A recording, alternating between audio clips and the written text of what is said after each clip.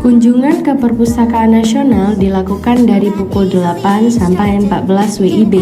Selama kunjungan, kami memperoleh informasi mengenai sejarah Perpusnas serta membuat kartu anggota. Perpusnas berdiri pada 17 Mei 1980 atas inisiatif Menteri Pendidikan dan Kebudayaan Daud Yusuf melalui penggabungan 4 perpustakaan besar. Kepala Perpusnas pertama adalah Mastini Hadjo Prakoso. Gedung Perpusnas memiliki 24 lantai layanan dan 3 lantai basement dengan koleksi berupa buku, koran, majalah, arsip, naskah kuno, serta koleksi budaya Nusantara. Selain layanan koleksi fisik, Perpusnas juga menyediakan layanan digital seperti iPusnas, Bintang Pusnas Edu, dan Kastara.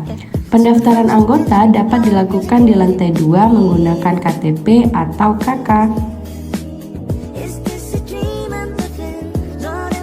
Kunjungan ke Andri bertujuan mempelajari arsip-arsip bersejarah dan layanan kearsipan. Peserta mendapat penjelasan dari tim layanan arsip statis dan bahan pustaka mengenai layanan arsip statis yang dapat diakses masyarakat untuk membaca, meminjam, dan menggandakan arsip. Andri memiliki sekitar 350 khazanah arsip statis di tahun 2024, meliputi arsip konvensional dari masa VOC, Hindia Belanda, Inggris, Jepang, hingga Indonesia Merdeka, serta arsip media baru seperti film, foto, rekaman suara, dan mikrofilm.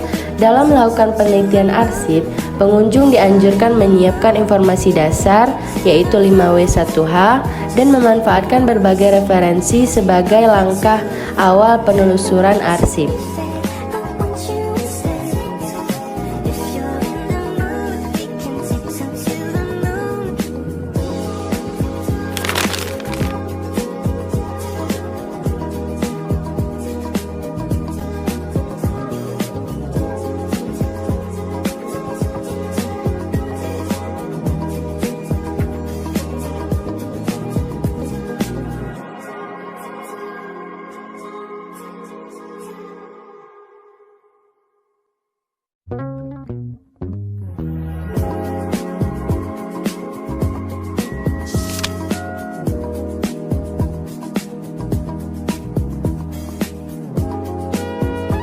Candi Borobudur dibangun dari batu vulkanik di atas bukit sehingga rentan terhadap gempa, letusan gunung berapi, dan longsor.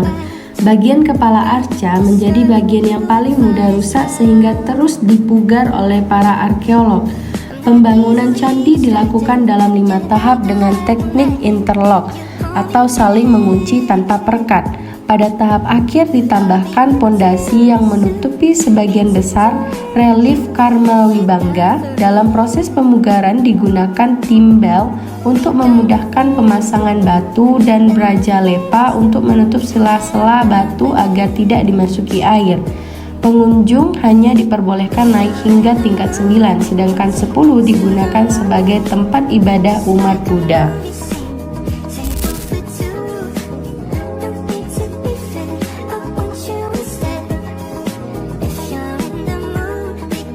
Keraton Yogyakarta berdiri pada tahun 1796 dan direnovasi pada 1928. Selama kunjungan dijelaskan berbagai bangunan dan tradisi keraton seperti bangsal penyimpanan gamelan yang hanya dibunyikan sekali dalam setahun saat peringatan Maulid Nabi Muhammad SAW. Di depan gerbang terdapat 2 patung yang melambangkan sifat baik dan buruk manusia. Keraton juga memiliki kentongan sebagai penanda bahaya dan beduk sebagai penanda waktu sholat. Selain itu dijelaskan sejarah Perjanjian Giyanti tahun 1755 yang membagi Kerajaan Mataram Islam menjadi Kesultanan Yogyakarta dengan gelar Hamengkubuwono dan Kusunan Surakarta dengan gelar Pakubuwono. Keraton juga menyimpan berbagai koleksi souvenir dari berbagai negara serta memiliki ruang jamuan sultan. Tradisi seperti siraman pusaka masih dilaksanakan setiap bulan.